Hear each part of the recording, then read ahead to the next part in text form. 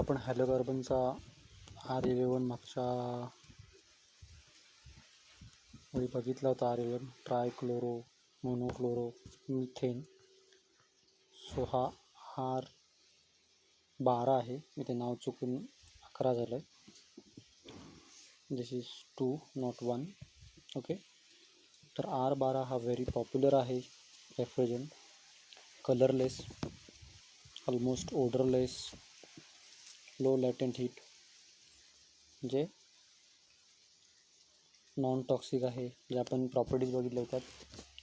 Non कोरोजिव्ह आहे, non एरिरेटिंग, त्याचा आपल्याला काही त्रास नाही आहे. नॉन फ्लेमेबल आहे, जो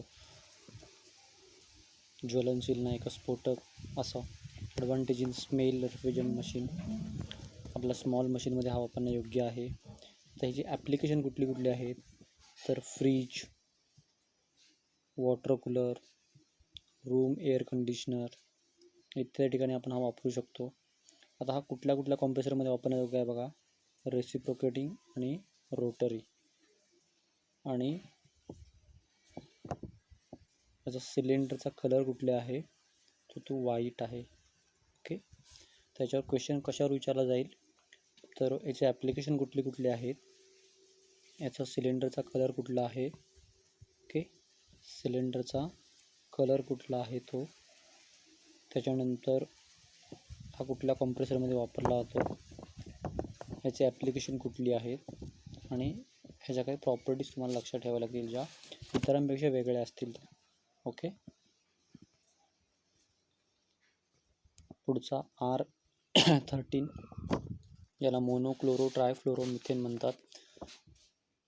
मोनो म्हणजे सिंगल क्लोरीन, ट्राय म्हणजे 3 फ्लोरीन, आणि मिथेनचा हा 2 डिजिट्स आहे, म्हणून मिथेनच्या कॅटेगरीमधला रेफ्रिजरंट आहे. तर याच्यामध्ये लो टेम्परेचर साईड कॅस्केड, जो तुम्ही दुकानामध्ये वगैरे बघितला असाल, वरच्या भिंतीच्या साईडला असा चिपकलेला असतो. आणि एकाच ठिकाणी म्हणजे एक प्रकारे आपण split AC type number of ठिकाणी एकच सिस्टीममध्ये आपण 2-3 ठिकाणी कॅसेट AC बसवू शकतो. भिंतीच्या वरच्या लॉफ्टला म्हणजे वरच्या साईडला बसवला होतो, जिथे आपण फॅन वगैरे बसवतो त्याच्यावेळेस असा वर बसवला होतो, त्याला कॅसेट AC म्हणतात. जो बाकी सगळे गुणधर्माचे सेम आहेत, फक्त वेगळे काय आहेत म्हणून तेवढेच मेन्शन केलेले आहेत की हा कॅसेट ACमध्ये वापरला होतो, कॅस्केड ACमध्ये, आणि रेसिप्रोकेटिंग कॉम्प्रेसरमध्ये वापरला होता. आता बघा मगाच्या आणि ह्याच्यामध्ये फरक काय आहे की मगाचा आहे तो रेसिप्रोकेटिंग ॲज वेल रोटरीमध्ये वापरला जायचा. हा फक्त रेसिप्रोकेटिंगमध्ये वापरतो. इथं रेसिप्रोकेटिंग आणि रोटरी, पण इथे रोटरी वापरला होतो का नाही. तर ह्याच्यावर क्वेश्चन पडेल की मोनो आहे हा कुठे वापरला जातो, फक्त एकच त्याचा कॉम्प्रेसर आहे ना. त्याचप्रमाणे R14 आहे. R14 त्याला कार्बन टेट्राफ्लोरो म्हणतात. कार्बन टेट्रा म्हणून. आता इथे तुम्हाला ट्राय आणि टेट्रामधला फरक समजेल. ट्राय म्हणजे 3 आणि टेट्रा म्हणजे 4. ओके. त्यानंतर R21 ड्राय क्लोरो मोनो फ्लोरो, हा F आहे, जो स्पेलिंग मिस्टेक झाले, F. ओके. F आहे तो. ओके. आणि हा Z नसून तो 2 आहे, CHCl2F म्हणून डाय क्लोरो 2 क्लोरीनचे मोनो आणि मिथेन. तर बेसिक सगळं सेमच आहे. त्याच्यामध्ये वेगळं काय आहे तर सेंट्रीफ्युगल कॉम्प्रेसर वापरला जातो फक्त. ओके. म्हणून त्याच्यानंतर R22 मध्ये freezing unit fast freezing unit होतं. साधारणपणे -29 ते 41 साधारण म्हणजे ज्याचा फ्रीजिंग पॉईंट आहे तो -41 डिग्री सेल्सिअस वगैरे आहे. म्हणजे या 2 टेम्परेचरमध्ये तो चांगलं काम करतो. Air conditioning unit and house hold हे जे ॲप्लिकेशन आहेत, AC आणि जे काय आपण घरातली उपकरणं आहेत त्याच्यामध्ये वापरलं जातं. आता ह्याचा वापर कुठे होतो, रेसिप्रोकेटिंग कॉम्प्रेसर आणि सेंट्रीफ्युगल कॉम्प्रेसर. जर बघितलं तर आपण R12 आहे तो फक्त रोटरी आणि रेसिप्रोकेटिंग कॉम्प्रेसरमध्ये वापरला जायचा. त्यानंतर R13 आहे तो फक्त रेसिप्रोकेटिंगमध्ये. R14 आहे तो सेंट्रिफ्युगलमध्ये आणि R22 रेसिप्रोकल आणि सेंट्रिफ्युगल. असं मला वेगळं काय आहे ते फक्त पॉईंट आऊट करावं लागेल. त्यानंतर हा ग्रीन सिलेंडर वापरला जातो. मगाशी तिथं बघितला आपण तो व्हाईट वापरला जातो. तेवढेच फक्त पॉईंट आऊट करायचे आहेत. त्यानंतर R30मध्ये वेगळं काय आहे, R30 हा clear white water white liquid आहे आणि non irritating odour similar to that chloroform. याचा वास आहे. Non flammable, non explosive, non toxic या सगळ्या प्रॉपर्टी त्यामध्ये आहेत. Volume of vapour at suction side is very high आणि रिस्ट्रिक्टेड टू रोटरी कॉम्प्रेसर आणि सेंट्रिफ्युगल कॉम्प्रेसर. कारण की व्हॉल्यूम हाय असल्यामुळे काय होतं की तो रोटरी कॉम्प्रेसरने सेंट्रिफ्युगल कॉम्प्रेसरनं काम करता आपण तो फक्त रेसिप्रोकेटिंग कॉम्प्रेसरमध्ये वापरू शकतो. ओके. आणि याचा वापर कुठे केला जातो, एकतर AC मध्ये आणि ऑडिटोरियम आणि ऑफिस बिल्डिंगमध्ये. ओके. त्यानंतर R40 आहे तो मिथिल क्लोराईड आहे. CH3 methyl chloride. Okay. Methyl CH3 methyl आणि मिथाईल फरक आहे बघा. CH3 आणि क्लोरीन. सो R40 हा colourless liquid same like R30 सारखा फेंट आहे. स्वीट म्हणजे वास वगैरेला चांगला असेल. त्यानंतर नॉन इरिटेटिंग, त्याच्यामुळे आपल्याला काही त्रास नाही म्हणजे वासापासून वगैरे असं. It is a flammable explosive. तर हा फ्लेमेबल आणि एक्सप्लोजिव्ह कधी आहे, तर याच्यामध्ये 8.1 to 7.2% जर ॲड केलं तर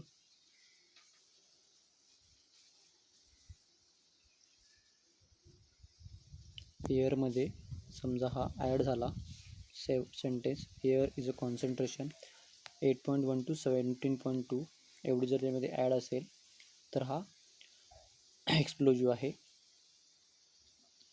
ओके. हा जळणार आहे. त्यानंतर non corrosive in a pure state. Non corrosive ज्याचं क्षरण होत नाही किंवा गंजत. ओके. प्रेझेन्स ऑफ मॉइश्चर, जर त्यामध्ये मॉइश्चरचा कंटेंट असेल तर मात्र होणार. Aluminium, zinc and magnesium ॲलॉय should be never use. Aluminium, zinc आणि मॅग्नेशियम याच्याबरोबर त्याची रिॲक्शन होत असणार आहे म्हणून हे घटक वापरायचे नाही आहेत. R40 बरोबर. R134A जो मोस्टली पॉप्युलर आहे, आपण सगळीकडेच वापरतो.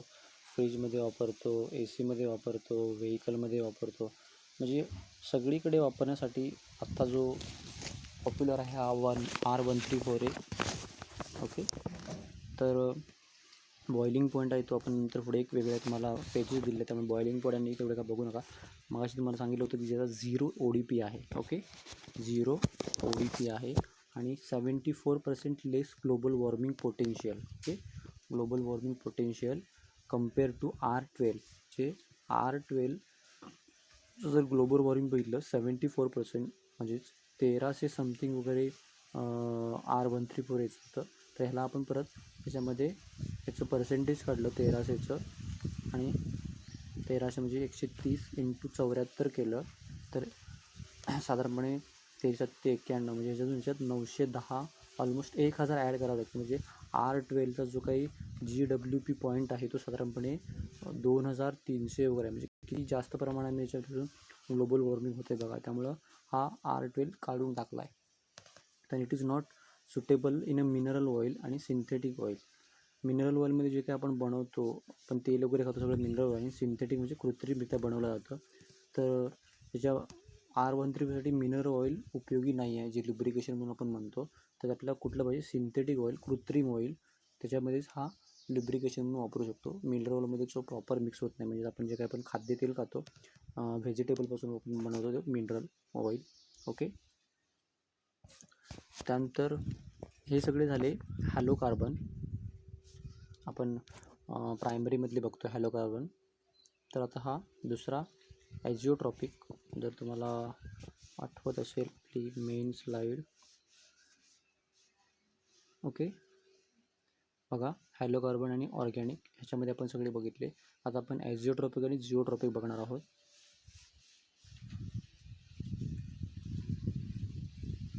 ओके, मग जसं सांगितलं होतं की ॲझिओट्रॉपिक ही एक 500ची सिरीज आहे. ओके, दिसतंय ना, R500, R502, 503, 507, 8.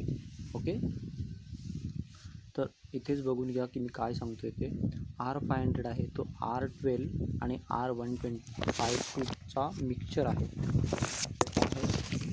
R12 आणि R152चा मिक्सचर आहे. ओके, आणि त्याचं पर्सेंटेज जसं आपण म्हणतो की कंपोजिशन, केमिकल कंपोजिशन म्हणतो त्याप्रमाणे 73.8% कुठला आहे, R12 आहे. आणि R52चं 26.2% आणि ह्याच्यापासून R500 आपल्याला मिळतो. त्यानंतर R502 आहे, त्याच्यामध्ये R22 आहे आणि R115, त्या दोघांचं मिळून आपल्याला काय मिळतं, R502. साधारणपणे ते ऑलमोस्ट 51 आणि 48 असे दोघांचे पर्सेंटेज, 51-52 वगैरे. ओके, त्यानंतर R503, त्याच्यामध्ये R23 आणि R13 वापरला जातो, साधारणपणे 40 आणि 60%.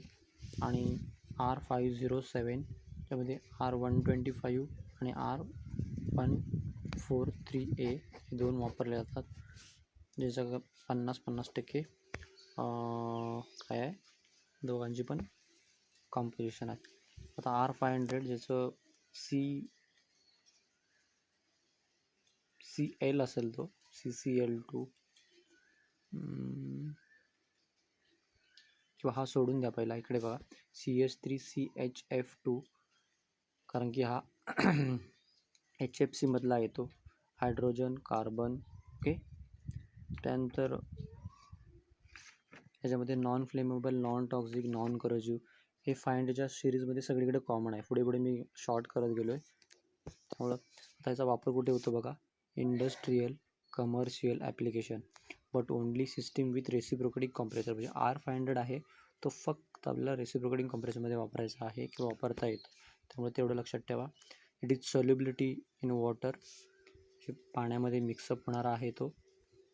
अँड हायली क्रिटिकल, जे आपण बघितलं होतं काल, क्रिटिकल म्हणजे लिक्विड सेक्शन संपतो आणि वेपर एक्सचेंज चालू होतो, म्हणजे आपल्याला याच्यात टेम्परेचर आणि प्रेशर चांगलं मिळणार आहे वेपर साईडला. It is fairly high soluble with oil, म्हणजे बऱ्यापैकी हा ऑइलमध्ये मिक्सअप होतो. ओके, सिलेंडर कलर कुठला आहे तो येल्लो, म्हणून त्याला मी येल्लोने डेसिग्नेट केलेला आहे. R502 मागाशी म्हटलं सगळं non corrosive, non flammable, non toxic, त्याच्या पुढचे मी फक्त ॲड केले आहेत. इट इज ऑफनली यूज इन फ्रोझन फूड, जे काही आपण फ्रोझन फूड आहोत ते. ओके, त्याच्यासाठी वापरला जातं. द ओनली रेसिप्रोकेटिंग कॉम्प्रेसर मागासारखाच तेथे पण रेसिप्रोकेटिंग वापरला होता, इथे पण रेसिप्रोकेटिंग वापरला होतो. सिलेंडरचा कलर आहे तो ऑर्चिड किंवा ऑर्किड, प्रोनाऊन्सिएशन प्रत्येकाचा वेगवेगळा असेल बघा, ॲज इंग्लंड आणि ब्रिटिशचा. त्यानंतर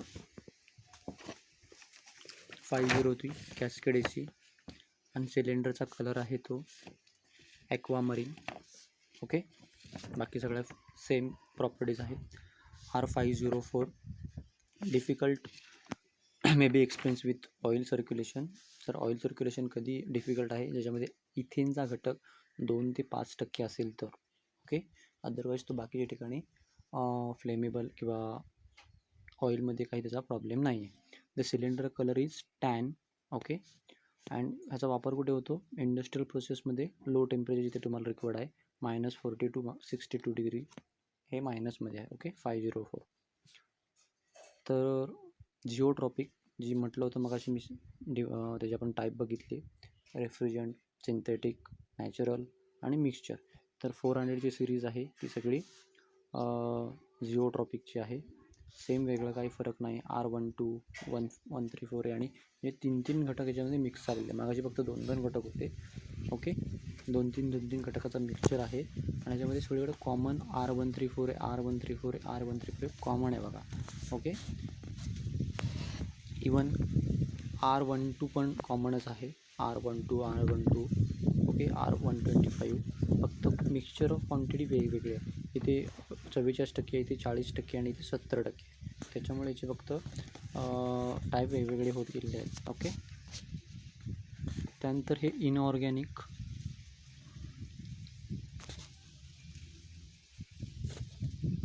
म्हणजे मग सांगितलं पण ऑर्गॅनिक आणि इनऑर्गॅनिक, सेंद्रिय आणि ज्याच्यामध्ये निर्जीव आहे त्याच्यापासून बनवला जातो. आता आपण हे काल बघितली होती स्लाईड की ज्याच्यामध्ये हा बघा R44 carbon dioxide, R744 carbon dioxide आपण 19 सालापासून वापरला होता, आज पण वापरला होता म्हणजे जुना. त्यानंतर अमोनिया साधारणपणे तेव्हापासून वापरला होता म्हणजे 1900च्या पण आधीपासून. त्यानंतर मिथिल क्लोराईड आपण खूप आधीपासून वापरला होतो. ओके. जे आपण बघतो आहे की ammonia, air, carbon dioxide, sulphur आणि वॉटर हे आधीपासून वापरले जाणारे रेफ्रिजरेंट. आता तुम्हाला ह्याच्यात काय लक्षात ठेवायचं आहे की R717 म्हणजे काय आहे, त्याचं नाव अमोनिया आहे, त्याचा केमिकल फॉर्म्युला हा NH3 आहे. सेम फॉर R23, R2729 म्हणजेच एअर आणि त्याचा केमिकल फॉर्म्युला नाही आहे. R744 म्हणजे कार्बन डायऑक्साईड आणि CO2 इथं दर्शवला जातो. R6764 म्हणजे सल्फर डायऑक्साईड आणि SO2 ने दर्शवला जातो. आणि R118 हा वॉटर आणि H2O ने दर्शवला होतो. एवढं सगळं आपल्याला लक्षात ठेवायचं आहे, जे परीक्षेसाठी खूप महत्त्वाचं आहे. Excessively used in before introduce the हॅलोकार्बन.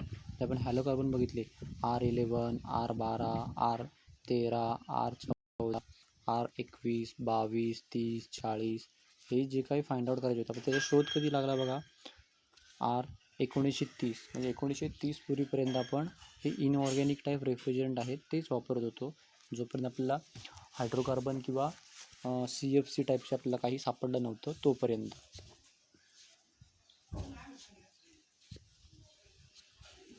Okay. आता याच्यामध्ये काही प्रॉपर्टीज आहेत अमोनियाच्या त्या बघूया. अमोनिया कमर्शियल रेसिप्रोकेटिंग कॉम्प्रेसरमध्ये वापरला होतो. हायली टॉक्सिक आहे इन सेकंडरीमध्ये. ओके. तर प्रायमरी आणि सेकंडरीमधला फरक तुम्हाला माहिती आहे, डायरेक्ट कॉन्टॅक्ट आणि इनडायरेक्ट कॉन्टॅक्टमध्ये. Widely use in absorption system. Okay, आपण ॲब्सॉर्प्शन सिस्टीम बघितलेली आहे. Boiling point at atmosphere pressure हा 33.33 म्हणजे फक्त आपल्या सामान्य टेम्परेचरला उकळायला चालू होतं म्हणून किती जास्त प्रमाणात वापरला होतो. Poisonous gas Enfield in large quantity. Okay, हा पॉयझनस आहे. आईज आणि नोज यांना थ्रोटिंग होतं. तुम्ही ज्यावेळी व्हिजिटला जाल, जेव्हा आपण समजा जो ऑइल फिल्टर असतो त्याच्यामध्ये थोडासा ऑइल अमोनिया बाहेर काढला की तुम्हाला थोडंफार त्रास होईल हाकाला वगैरे. ओके, थोड्या प्रमाणात. आणि जास्त प्रमाणात जर आपल्या शरीरात केला तर आपला मृत्यू पण ओढवू शकतो. Somewhat flammable mix with air. जर एअरमध्ये जर 15 ते 20% त्यात ॲड झाली तर तो जळण्याची शक्यता आहे. ओके, एक्सप्लोजिव्ह मिक्सचर आहे. त्यानंतर लिकेज आहे, इझिली डिटेक्ट होतं बाय बर्निंग सल्फाईल कॅन्डल. ओके, जिथे कुठे लिकेज असेल तर आपण सल्फर कॅन्डल जळली तर फ्लेम तयार होऊन तो डिटेक्ट होऊ शकतो. रेफ्रिजरंट अट्रॅक्ट कॉपर आणि bronze presence of little moisture. Okay, copper आणि ब्रॉन्झ याच्यामध्ये जर मॉइश्चर कंटेंट असेल तो कोरोजिव्ह आहे, म्हणून लक्षात ठेवा. तुम्हाला परीक्षेमध्ये एक प्रश्न विचारला होतो की अमोनियासाठी कुठल्या प्रकारचं ट्यूब वापरली जाते, तर ती आयर्न आणि स्टील ही वापरली जाते, लक्षात ठेवायचं आहे, कारण की बाकीच्यामध्ये करोजन होतं. आता R717 म्हणजे अमोनिया हा लायटर दॅन ऑइल आहे, म्हणून तो ऑइल बाहेर येतं पण अमोनिया बाहेर येत नाही एवढं जास्त प्रमाणात, म्हणून ऑइल फिल्टरमध्ये. ओके. त्यानंतर extensively found in cold storage. याचं वापर कुठे कुठे होतो हे पण तुम्हाला विचारलं जातं. Cold storage, warehouse. Okay. त्याच्यानंतर ice cream manufacturing, ice manufacturing, beer manufacturing आणि फूड फ्रीजिंग युनिट या ठिकाणी आपल्याला याचं ॲप्लिकेशन दिसतं अमोनियाचा, त्यामुळे अजूनपर्यंत आता वापरला जातो आहे.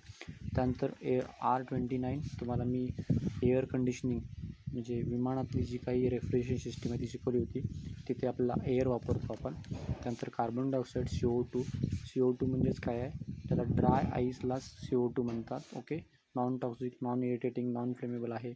जो क्रिटिकल टेम्परेचर आहे तो 31 डिग्री सेल्सिअस आहे. आणि ट्रिपल पॉईंट म्हणजे जिथे तुम्हाला तिन्ही गोष्टी मिळतात, सॉलिड, लिक्विड आणि गॅसियस, त्याला ट्रिपल पॉईंट म्हणतात, जो 56.6ला आहे. हाऊसहोल्ड युनिट आहे, ज्याचा वापर आपल्या घरगुती उपकरणामध्ये करू शकतो आपण आणि इंडस्ट्रियल ॲप्लिकेशनसाठी. ओके, आणि आपण ह्याचा वापर सीपमध्ये पण करू शकतो. त्यानंतर R674 sulphur dioxide SO2.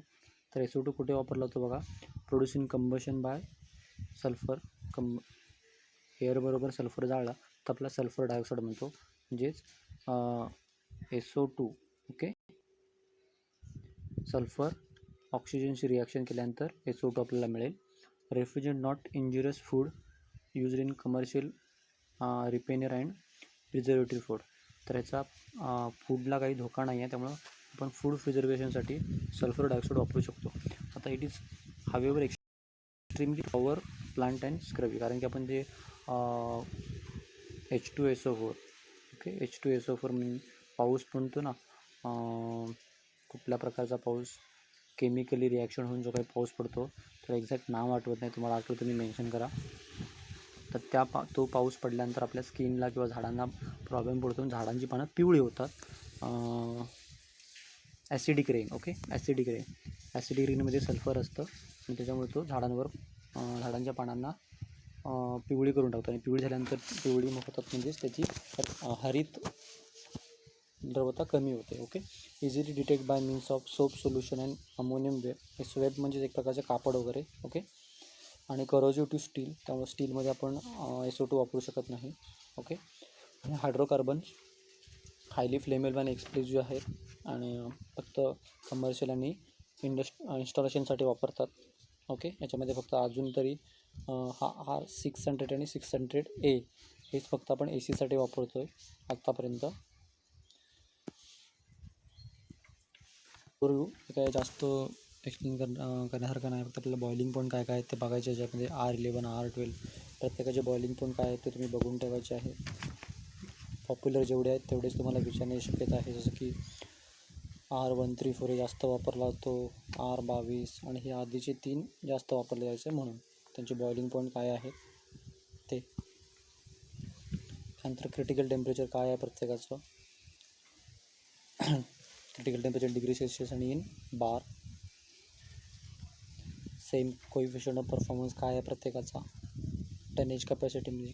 Okay, R11 COP आणि प्रत्येकाचा COP बघा, जसं सांगितल्याप्रमाणे 1पेक्षा जास्त आहे. ओके, त्यानंतर फ्रीजिंग पॉईंट, प्रत्येकजण कधी फ्रीजिंग होतो आहे म्हणजे आपण त्याचं मॅक्झिमम कधीपर्यंत वापरू शकतो. त्यामुळे बघा R74 R11 ऑलमोस्ट मायनसमध्ये सगळे आहेत. ओके, साधारणपणे सर्वात जास्त आहे तो R12 आहे, R170पर्यंत आपण त्याचा वापरू शकतो. सेम रेफ्रिजरेशन इफेक्ट लॅटेंट हीट, प्रत्येकाची लॅटेंट हीट काय आहे.